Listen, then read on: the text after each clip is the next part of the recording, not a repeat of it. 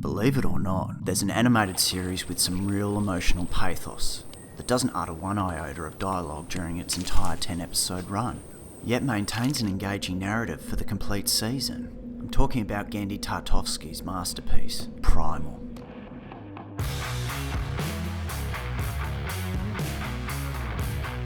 Good old physical spacing takes up most of the frame, where the palpable fear and danger are only a moment's hesitation away.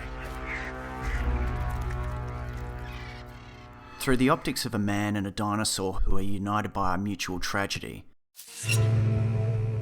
their violent odd couple partnership is slowly developed through the rivals they must encounter and overcome. The devil is in the idiosyncrasies, as they say. Never has a show used the subtle close-up of the eye, human or otherwise, to dilate, shrink, or become a reflection through which a man can regard his own bitter fate. In most films, it's an action beat that means nothing. In the hands of Genndy, it's a solid character study. I love it when a director pulls this off. This is reflected best through the two main characters differing over the basic day-to-day needs of survival. Sharing food, finding shelter, a bit of shadow puppetry that segues into a tender flashback, but annoys the T-Rex to no end because of tight living quarters. The Rex, named Fang, has to react without emoting like a human character. Clearly the brief was to keep her responses within the realm of a reptile creature.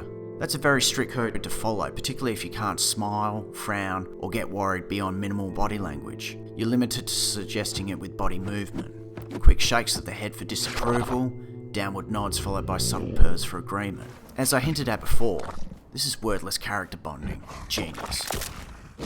Spear, the caveman, develops a compromised moral code over the course of the second episode. The pair slaughter a woolly mammoth that was already heading for a dirt nap in order to survive. Spear, conflicted, isn't sure whether or not to respect the vulnerable in spite of his kill or be killed instincts. Cro-Magnon Man and his T-Rex buddy are forced to confront the circle of life from a victim's point of view.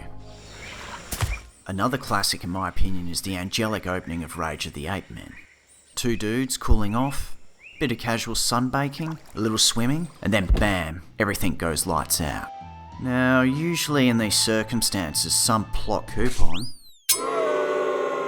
I know, it's a cheap technique that Primal never stoops to. Luckily, what follows is a fine study in don't tell me what's going on, just show me what's happening. This takes quite a bit of patience from a spectator's point of view, but in my opinion is well worth the wait. Spear, captive inside a jungle hammock, has to watch Fang battle for her life with the ape man. When the tide has turned due to bad sportsmanship, the observation does not go unnoticed by said troglodyte. I won't say much, but I will say this. Our Paleolithic friend takes what he has observed and focuses it into one of the greatest beatdowns in Cretaceous history. Where Primal can become strenuous within the limits of a dialogue-free narrative is that its characters have to express themselves through grunts, roars,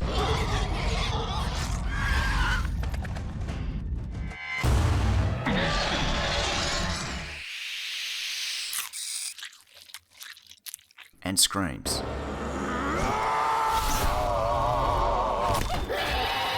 Which becomes an endurance test as a chair sitter the longer it drags on.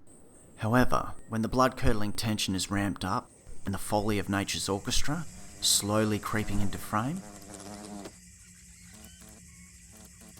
and the simple crunching of feet on underbrush, it becomes difficult to run one's mouth on such a small artistic indiscretion. After all, everybody needs to feed their family.